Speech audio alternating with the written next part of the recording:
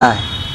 ये अपने आप में मैं समझता हूँ बहुत महत्वपूर्ण है और इसका हम सबको स्वागत करना चाहिए। आगे लेके हमेशा ही राजस्थान पे सवाल उठते रहे, क्या आपको लगता है कि एक full time home minister Rajasthan में अब होना चाहिए? देखिए, डिपार्टमेंट अपना काम कर रहा है और अगर कहीं किसी डिपार्टमेंट में अगर कुछ कमियां भी हैं उसको हम सुधारने का काम करेंगे, लेकिन टोटल गवर्नेंस एक कलेक्टिव लीडरशिप की होती है।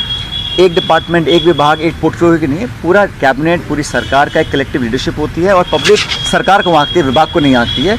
इसलिए जहाँ भी इम्प्रूवमेंट करने की गुंजाइश होगी हमारी सरकार उसको इम्प्रूव करेगी। क्या ये रिफ्लेक्शन को लेकर के लगातार राष्ट्र में सवाल उठते हैं, इसीलिए बार बार ये सवाल भी उठता है कि सीएम के पास गृह विभाग भी है, तो सेपरेट गृह विभाग होना चाहिए, जिसकी वजह से देखिए, डिपार्टमेंट्स के बारे में मैं इतना कहना चाहता हूँ कि अखिल भारतीय कांग्रेस कमेटी, मिस्टर माकन, अजय माकन जी और मुख्यमंत्री जी इस पर चर्चा करेंगे और डिपार्टमेंट किसको क्या देना है वो भी एक प्रक्रिया मेरे ख्याल लगभग पूरी हो चुकी है। महिलाओं के प्रति जो शोषण हो रहे हैं उसके खिलाफ तो कोई कार्रवाई अभी तक नहीं हो रही है, लगातार दिन पे दिन बढ़ते जा रहे हैं। जहाँ जहाँ ऐसी घटनाएं होती हैं उसका हम लोग, देखिए घटनाएं समाज में कहीं भी घट सकती हैं, लेकिन उस पर रिएक्शन क्या है, हमारा एक्शन क्या है, उसमें पूरी पुलिस सरकार पूरी कोशिश करती है कि न्याय मिले, ऐसी घटनाएं आगे ना हो करें।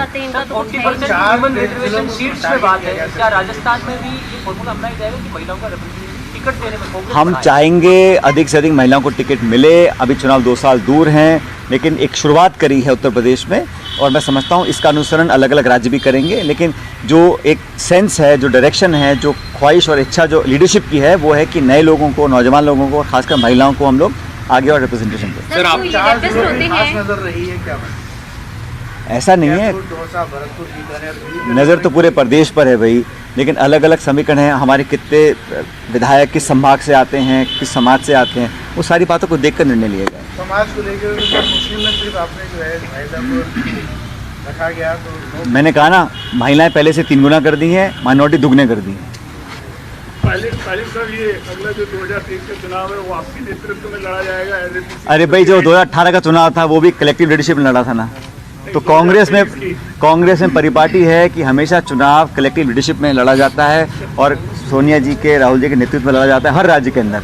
और राजस्थान में भी पहले भी चुनाव हमने कलेक्टिव लड़े थे, आगे वाले भी कलेक्टिव लड़े। लेकिन जो कांग्रेस के प्रदेश में आपका क्रेज रहा, जिस क्रेज के प्रति लोगों की आस्था रहेगी और जितनी पूरी राजस्थान देखें या तो भाई, जितना काम मैंने 2013 में किया था उससे ज़्यादा काम मैं 18 में किया, 23 में ज़्यादा और काम करूँगा, 28 में ज़्यादा और काम करूँगा, तो हम लोग तो और काम करेंगे प्रदेश में। पायलट साहब, जो ये बदलाव हम देख रहे हैं, क्या ये पॉलिटिकल अपॉइंटमेंट में, संगठन में भी आगे बदलाव में यही देखा जाएगा इसी तरीके से? देखिए, मैंने कहा ना आपको कि मुद्दा ये है कि जो कांग्रेस की बड़ी पार्टी है, हर गांव देहात ढाणी में हमारा वर्कर है, वो छोटे बड़े सब वर्कर्स को, नेताओं को लगना चाहिए कि हमारी सरकार में हमारी पूछ है और ये एक सही कदम है, सही दिशा में है।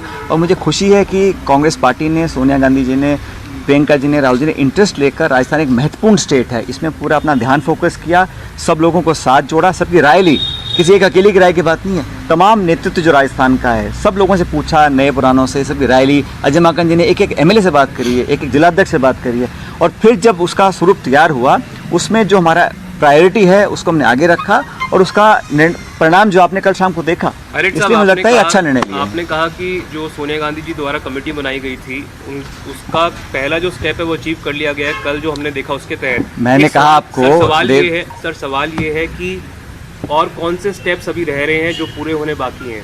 आप जानते हैं अभी अपॉइंटमेंट्स होंगे ना, बोर्ड्स के, कॉर्पोरेशंस के, पार्लियामेंट्री सेक्रेटरीज के, सीएम को एडवाइज़र भी लगाए जाएंगे उनके यहाँ, और भी संगठन में चेंजेस होंगे। तो चेंज तो एक निरंतर प्रक्रिया है, लेकिन मैंने कहा ना, जो दिशा पकड़ी है पार्टी ने वो स्वागत योग्य है, क्योंकि अब सिर्फ 22 महीने बाद चुनाव है।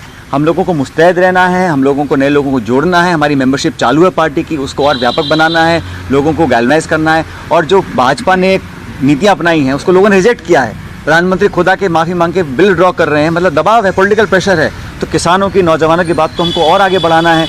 महंगाई कमर तोड़ रही है, उसके खिलाफ जनजागरण अभियान हम लोग चला रहे हैं। तो पार्टी को सक्रिय करने के लिए लोगों को जोड़ना पड़ेगा और मैं मानता हूँ राजस्थान के अंदर कांग्रेस के कार्यकर्ताओं में इतनी ताकत है कि 2023 में चाहे कितनी ताकत भाजपा लगा ले, केंद्रीय नेतृत्व लगा ले, लेकिन यहाँ पर 23 में हम लोग सरकार दोबारा बनाएंगे। आपने अपने सपोर्टर्स को सब कुछ दिला तो दिया, आपने अपने लिए कुछ इस बार कैबिनेट, मैंने कहा ना भाई, सुनो, पिछली बार 200 टिकट कांग्रेस पार्टी में हम लोगों ने 18 में दिए थे, उस समय कांग्रेस अध्यक्ष था।